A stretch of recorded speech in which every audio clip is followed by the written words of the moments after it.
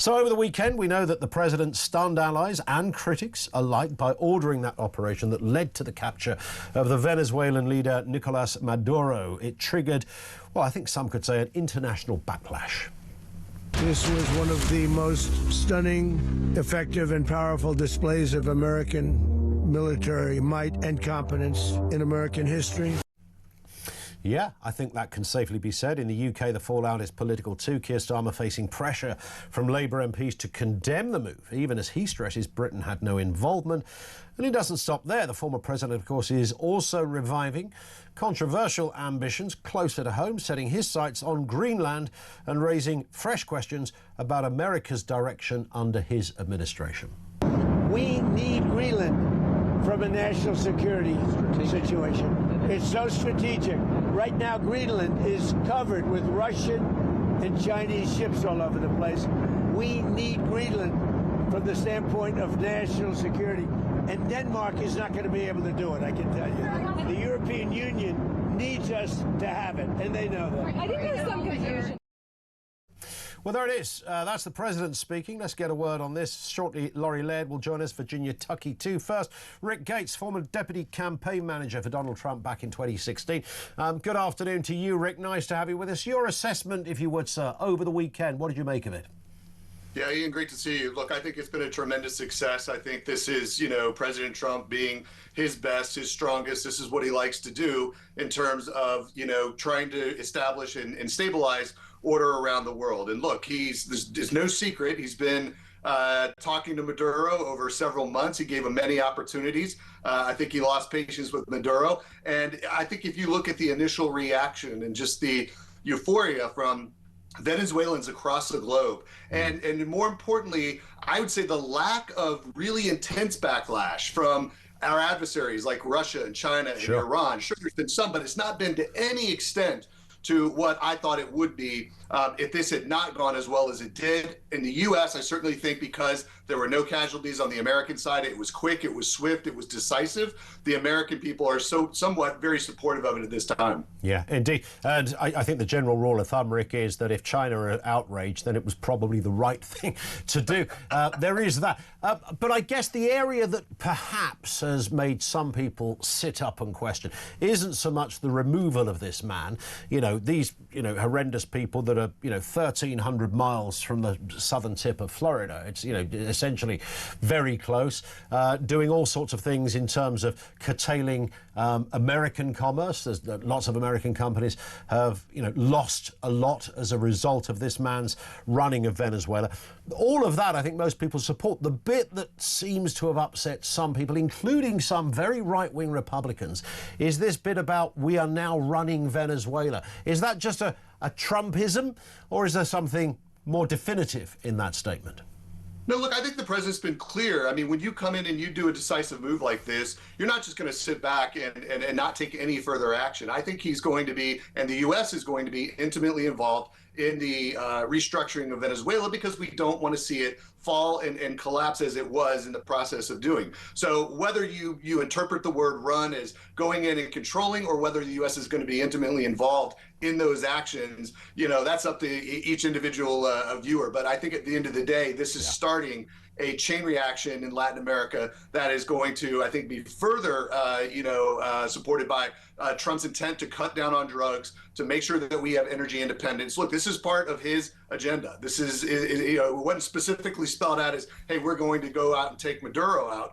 But he's been very clear on the agenda that he has set forth in making America energy independent. You're already seeing gas prices in the U.S. They've been going down, but I think they're going to go down further. And I think you're going to see a different type of reaction. This is different from kind of Joe Biden's approach to Afghanistan, which was a botched withdrawal because they didn't really have a plan. Here, Trump was very clear in what he did, and I think you're going to see that moving forward, and you're going to look for other countries too, like Colombia, Cuba, others that are on the precipice of following.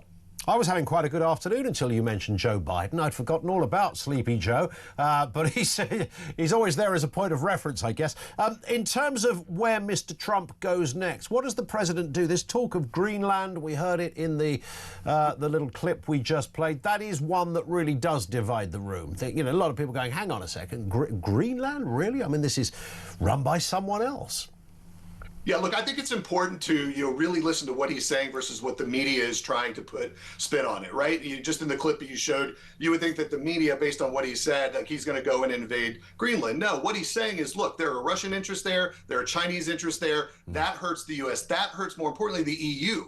And so I think he's looking for a plan, and he's going to take that decisive action, if necessary, to make sure that those interests are protected on both your side and our side of the Atlantic. Yeah, and I think it's fair to say, just a final point, Rick, that, had this not happened, it would have been, in half an hour's time, I think we can safely say China would have been running Venezuela, and that, I guess, is something the president was mindful of as well.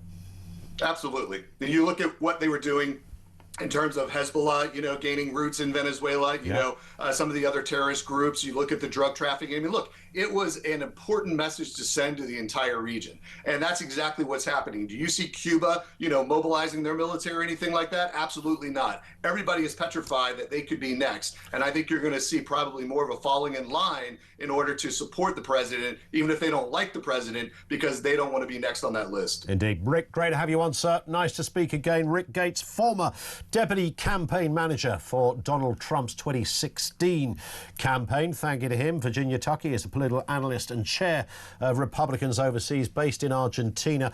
I think it's unfair, Virginia, to say there's a general South American response to this, but of course it is in your territory there in that respect. What do you think the domestic sense is over what happened at the weekend? Good afternoon to you. Good afternoon, Ian. Thank you. Well, in Argentina, it was celebrated. You have to know we have a big Venezuelan community here in Argentina, also in Chile, and all around, because the diaspora is one of the biggest the world has ever seen. Well, you have a lot of people saying, mostly politicians that are involved, maybe in some issues that they shouldn't. They are very worried about what's going on. So they say, oh, international law has not been respected. Well, that's not true. International law has been enforced in this case. All Latin America, including Argentina, Chile mostly, all Central America has suffered the advance of China, Russia, and Iran in Venezuela, also in Cuba. So what the United States has done is completely legal in international law, and also is a very good, it's a very good news for Latin America, for the United States, and even for Europe, because let's remember, Iran is working there using Venezuelan oil, and we all know what Iran is doing around the world. So this is the perspective, and some people are afraid of what it can come out of it, because we have big networks of drug trafficking, human trafficking people, and all that can come out, to the light when Maduro starts talking. Yeah. Yes. This Maduro character was a nasty piece of work. We know that, and that kind of understates it in many respects. When critics argue that, look, it's, any country that, America or anywhere else decides to subjugate or go into for whatever reason, it always ends badly. I'm hearing a lot of people saying, well, Panama is a very different story because there are similarities there, and Panama is almost a shining example of Central South American success. Well, it is. If you come to South America and you see Central and South America, you just have few countries where you can find peace, prosperity, and when you look around, you feel like you are in a civilized place. Yeah. Everywhere, when you go everywhere, not just in some neighborhoods. One of those is Panama. And let's remember, Panama was Venezuela before. Yeah. So, yes, this can be compared to Panama. So do you sense, and I know you can't speak for Venezuela, but do you sense the average Venezuelan would be rather delighted by what happened at the weekend?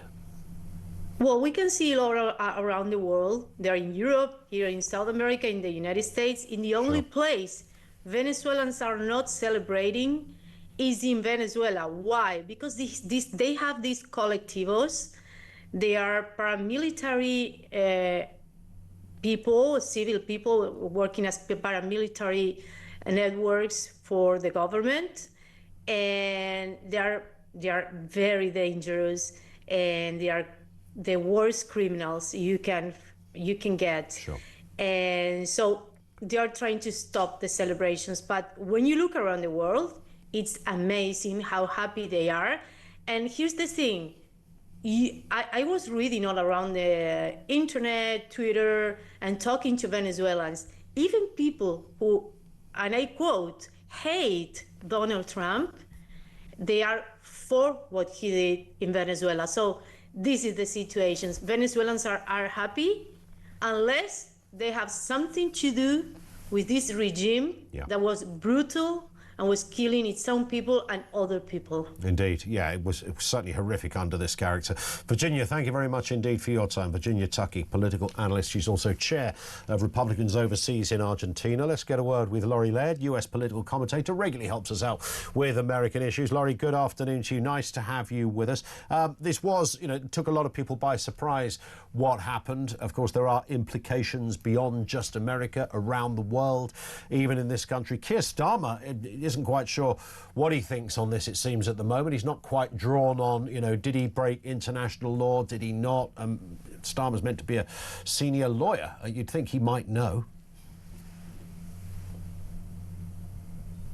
I think we might have you muted, either at your end or some other technical hitch there, Laurie.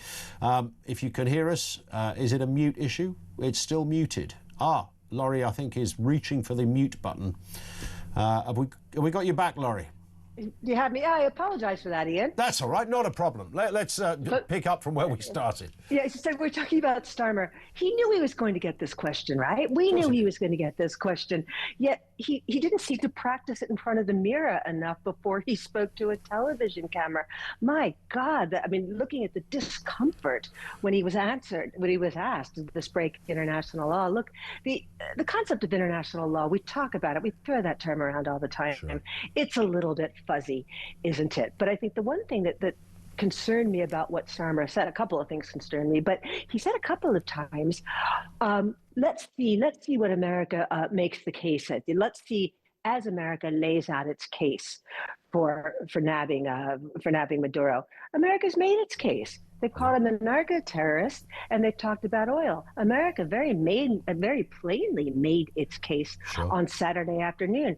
One thing America has not talked about is the restoration of democracy, of people who won the 2024 election. America itself views Edmundo Gonzalez as the rightful president. Yeah. No mention of that whatsoever. We know what America's case is, so why that was a difficult question for Starmer is beyond me. Yeah, it's curious. As you rightly say, he knew about what had happened. He had plenty of chance to, he's got enough advisors around him, even if he couldn't have come up with an answer himself. Somebody would have said, look, you're definitely going to get a lot about this. Make sure you sound confident and forthright with your answers. But he just sounded very, very weak and unsure. He didn't quite, I don't want to upset Mr. Trump, but by the same token, I don't want to upset people on my back benches. And in doing so, he seems to upset both.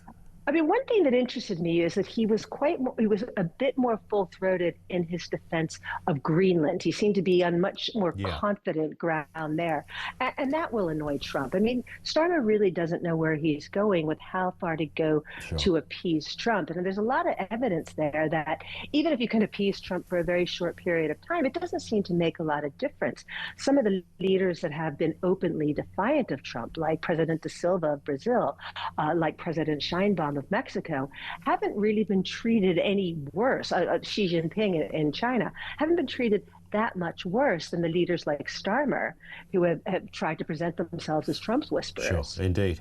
In terms of Greenland, just on that point, Laurie, I mean, that does seem to be, final point, as quickly as we can, if possible. I mean, that does seem to be a slightly more contentious issue. When I look at what people in the know are saying on this, it's unlikely to happen. But nonetheless, the President of the United States very confidently says, and you heard it in the clip, we need Greenland. It's somebody else's country.